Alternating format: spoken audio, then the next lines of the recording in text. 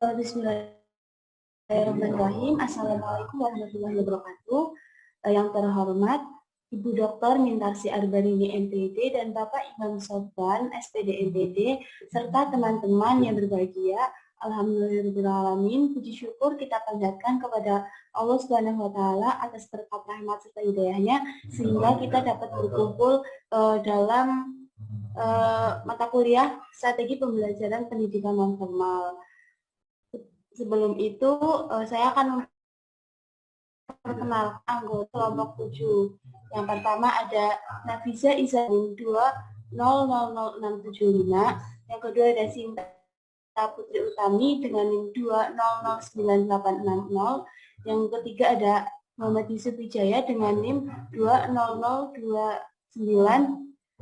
Yang keempat ada Arfiana Oktavianti dengan NIM 2009854. Dan terakhir saya sendiri dengan Lina Nur Inaya dengan NIM 12014210228. Untuk itu, marilah kita langsung saja menuju presentasi dari kelompok 10 ini.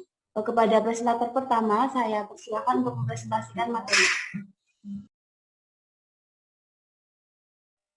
Baik, terima kasih kepada moderator yang telah mempersilahkan saya untuk mempresentasikan hasil diskusi kelompok kami.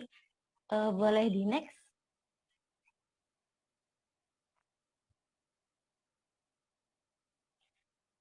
Oke, di sini saya sebagai perwakilan dari kelompok 10 akan menjelaskan dulu pertama-tama terkait definisi dari strategi pembelajaran. Menurut Gulo, strategi pembelajaran adalah rencana atau cara-cara membawakan pengajaran agar segala prinsip dasar dan segala tujuan tercapai. Adapun pendapat lain, menurut Sanjaya, strategi pembelajaran merupakan rencana tindakan atau rangkaian kegiatan termasuk penggunaan metode dan pemanfaatan berbagai sumber daya atau kekuatan dalam pembelajaran yang disusun untuk mencapai tujuan pembelajaran yang digunakan untuk memperoleh kesuksesan atau keberhasilan dalam mencapai tujuan pembelajaran.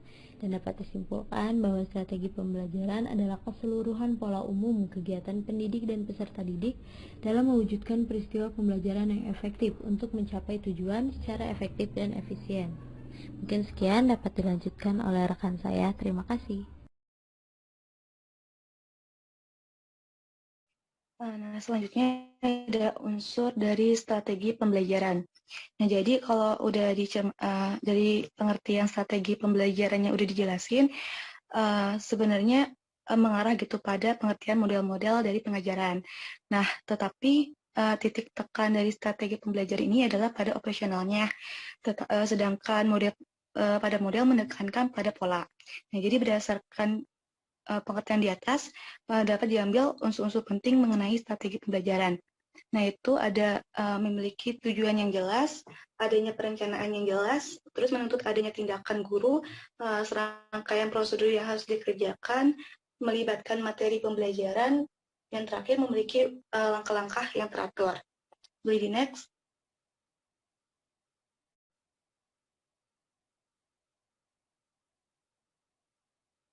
Nah, selanjutnya generalisasi strategi pembelajaran. Jadi secara sederhana strategi pengajaran ini merupakan siasat atau teknik yang harus direncanakan guru untuk mencapai tujuan pengajaran. Nah, jadi dalam strategi pembelajaran ini pembelajaran, materi atau bahan pelajaran, kegiatan pembelajaran, media pembelajaran, pengelolaan kelas, dan terakhir ada penilaian.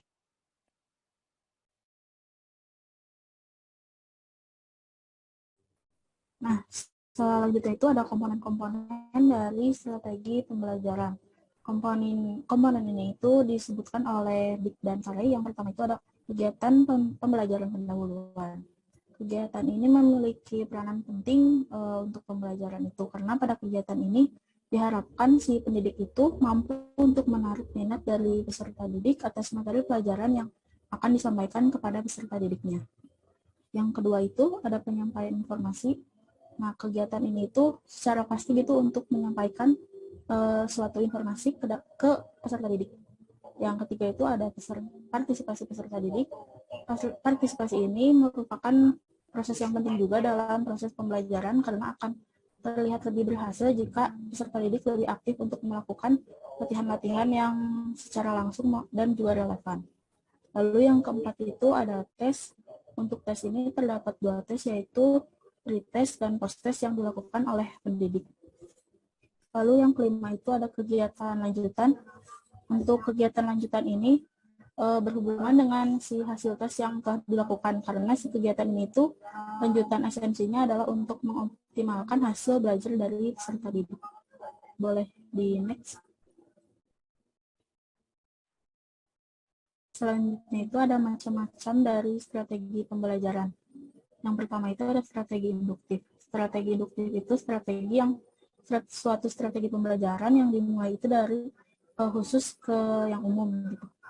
Untuk yang kedua itu ada strategi deduktif. Untuk strategi deduktif itu strategi pembelajaran umum untuk ke hal-hal yang lebih khususnya lagi. Lalu untuk yang ketiga ada strategi campuran. Strategi campuran ini itu suatu kombinasi strategi dari strategi induktif dan juga deduktif. Boleh selanjutnya lagi bisa dilanjutkan oleh teman saya.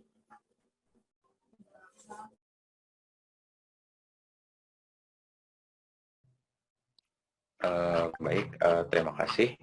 Selanjutnya di sini ada jenis-jenis strategi pembelajaran. Yang pertama ada strategi pembelajaran ekspositori, yaitu kalau menurut Hanesian, salah satu pengertiannya adalah salah satu tujuan dari strategi pembelajaran ekspositori adalah untuk memberikan pengetahuan dan keterampilan kepada siswa. Jadi secara umum adalah memberikan keterampilan kepada siswa. Lalu selanjutnya ada yang nomor 2, ada strategi pembelajaran inquiry, yaitu bisa disederhanakan yaitu adalah proses berpikir kritis dan analisis untuk mencari dan menemukan jawaban atas permasalahan yang dilihat. Jadi ketika mendapatkan masalah, siswa pun dituntut untuk berpikir kritis dan juga menganalisis masalah tersebut. Selanjutnya ada ketiga, strategi pembelajaran berbasis masalah, yaitu proses pemecahan yaitu proses di mana siswa ditekankan dan diarahkan untuk mencari masalah secara ilmiah dan menyelesaikannya. Selanjutnya ada strategi pembelajaran kooperatif, yaitu kooperatif sendiri yaitu bekerja sama. Maka pembelajaran di sini bertujuan untuk bekerja sama dalam kelompok kecil dan memberikan penghargaan kepada kelompok lain untuk mencapai tujuan pembelajaran. Selanjutnya di sini ada yang kelima, boleh di next slide-nya. Nah, yang di sini ada yang kelima ada pembelajaran afektif, yaitu strategi pembelajaran afektif, yaitu seperangkat kegiatan pembelajaran yang menekankan pada pembentukan sifat positif pada diri siswa. Selanjutnya ada strategi pembelajaran kontekstual, yaitu proses menemukan materi yang akan dipelajari oleh siswa dan mengaitkannya dengan kehidupan nyata atau kehidupan sehari-hari. Setelah menemukannya, lalu dikaitkan dan juga dihubungkan dengan kehidupan nyata kurang lebih seperti itu. Selanjutnya ada strategi pembelajaran aktif yang di dalamnya itu ada beberapa poin lagi, yaitu cardboard yang di sini tidak dituliskan ya. Di sini ada cardboard, yaitu strategi yang merupakan upaya kolaboratif yang dapat digunakan untuk menyampaikan konsep, pengklarifikasi fakta tentang objek dan juga memvalidasi informasi. Yaitu selanjutnya ada yang selanjutnya juga ada the power of two, kekuatan dua kepala, yaitu strategi pembelajaran yang digunakan untuk mendorong kolaboratif dan menekankan pada pentingnya dan manfaat sinergi antar keduanya. Itu jelas the power of two, jadi untuk kolaboratif secara 2 orang. Yang ketiga, tim quiz atau quiz kelompok, yaitu strategi ini dapat meningkatkan tanggung jawab belajar siswa dalam situasi yang nyaman. Jelas, yaitu tim quiz, jadi bentuk quiz yang selanjutnya jadi giveaway, yang merupakan strategi yang menarik ketika materi yang dipelajari dapat dibagi menjadi beberapa bagian. Selanjutnya ada juga everyone is teaching here, yang jelas bahwa yang selanjutnya ini adalah semua siswa dapat menjadi pendidik. Mungkin ini masuknya ke bermain peran atau role play ya. Ada juga snowballing, ada information searching, mencari informasi, peer listen, belajar dari teman, ini terus index card match, mencari pasangan, the learning style juga style belajar, yang semua ini ada beberapa kaitannya dengan strategi pembelajaran aktif. Jadi di dalam pembelajaran aktif itu dibagi-bagi lagi aktif yang secara apakah itu secara individual, kayak secara kooperatif duaan, kooperatif dengan kelompok, ataupun quiz atau berbagi pengetahuan yang layaknya playing role gitu, menjadi guru ataupun belajar dari teman. Selanjutnya di sini ada yang terakhir, yaitu strategi pembelajaran kuantum, yaitu program pembelajaran akselerasi yang ditawarkan oleh Learning Forum. Nah, ini biasanya ada bertujuan kepada para orang-orang yang ditujukan untuk melakukan pembelajaran secara cepat gitu. Misalnya berbasis dalam perusahaan yang diharuskan para karyawannya untuk belajar bahasa Inggris lebih cepat untuk berfokus pada pekerjaannya, yaitu komunikatif, maka yang dipelajarinya hanya berfokus pada komunikasi bisnis. Oke, mungkin itu. Selanjutnya boleh dilanjut pada teman saya. Terima kasih.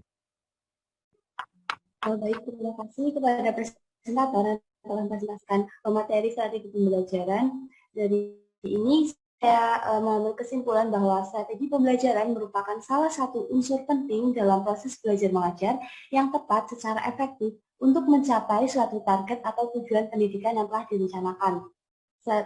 Seperti juga yang sudah dipaparkan oleh para ahli tadi, bahwa strategi pembelajaran merupakan keseluruhan pola umum kegiatan pembelajaran antara pendidik dengan peserta didik dalam mewujudkan peristiwa pembelajaran yang efektif untuk mencapai tujuan-tujuan yang telah direncanakan. Secara sederhana, strategi pembelajaran ini merupakan siasat atau taktik yang harus dipikirkan atau direncanakan guru untuk mencapai tujuan pengajaran telah ditetapkan.